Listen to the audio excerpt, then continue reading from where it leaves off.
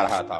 पिछले साल की बात है, हम कुछ दोस्त मां वैष्णो देवी के दर्शन करने जा रहे थे। न्यू दिल्ली रेलवे स्टेशन से कटरा जाने के लिए हमने वंदे भारत की बुकिंग की। जब मैं स्टेशन पर पहुंचा तो सभी के चेहरे उड़े हुए थे। मैंने पूछा क्या हुआ, तो गौरव ने मुझे बताया कि हमारे साथ स्कैम हो गया है। मैंने पूछा वो कैसे, तो पता चला हमारे दोस्त प्रशांत ने होटल बुक करने के लिए गूगल पर कटरा होटल सर्च किया। लेमन ट्री उस लिस्ट में आ गया। उसने सोचा अच्छी प्रॉपर्टी है, यही बुक कर लेता हूं। होटल की वेबसाइट में कॉन्टेक्ट्स में एक नंबर आया। प्रशांत ने नंबर डायल किया, वहां से फोन उठाया गया और प्रशांत से डेट और बाकी की डिटेल मांगी। डिटेल मिलने के बाद रिसेप्शनिस्ट ने कहा कि आपको हाफ टोकन अमाउंट पे करना होगा बुकिंग कंफर्म करने के लिए, और एक दाव वहां चल दिया। उसने 4 बैंक के नाम गिनाकर कहा कि अगर आप इनमें से किसी बैंक के क्रेडिट कार्ड से पे करते हैं तो आपको 35% का डिस्काउंट मिलेगा। प्रशांत अपने क्रेडिट कार्ड से पे करने के लिए राजी हो गया।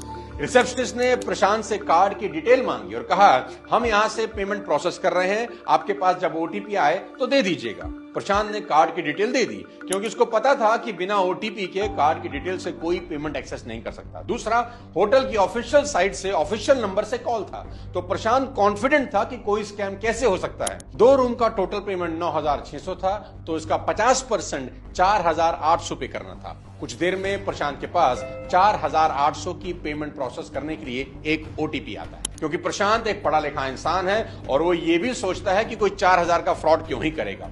ओटीपी देने से पहले उसने अमाउंट चेक किया और ओटीपी बता दिया।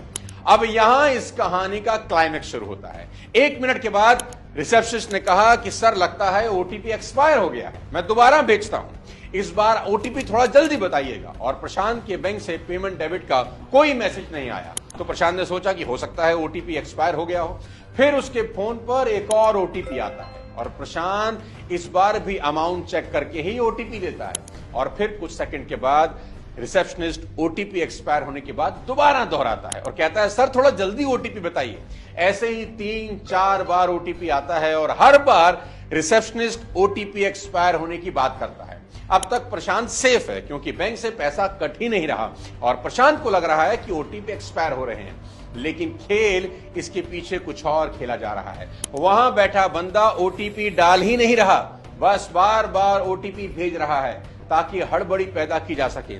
जल्दी भेजो सर, ओटीपी एक्सपायर हो रहे हैं। बार बार के फेलियर से प्रशांत अब परेशान हो चुका है। अब जैसे ही स्कैमर को लगता है कि लोहा गर्म हो चुका है, फाइनल स्कैम करने का वक्त आता है।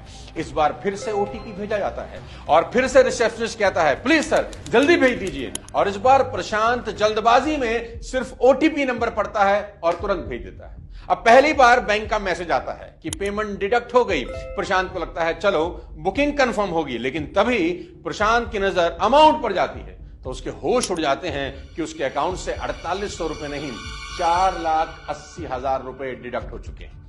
अब प्रशांत को काटो तो खून नहीं, उसे समझ नहीं आ रहा कि आखिर इतना बड़ा अमाउंट डेबिट कैसे हुआ। वो वापस से उस ओटीपी वाले मैसेज को चेक करता है और देखता है कि आखिरी बार उसे जो ओटीपी भेजा गया था वो 4,800 के लिए नहीं बल्कि 4,80,000 के लिए था। वो वेबसाइट भी नकली थी और वो नंबर उसके बाद स्विच ऑफ हो जाता है। बैंक में कंप्लेंट की जाती है, दर्शन से वापस आकर गुरुग्राम थाने में रिपोर्ट दर्ज की जाती है, लेकिन पैसा कहां गया, किसके पास गया, अब तक पता नहीं चला।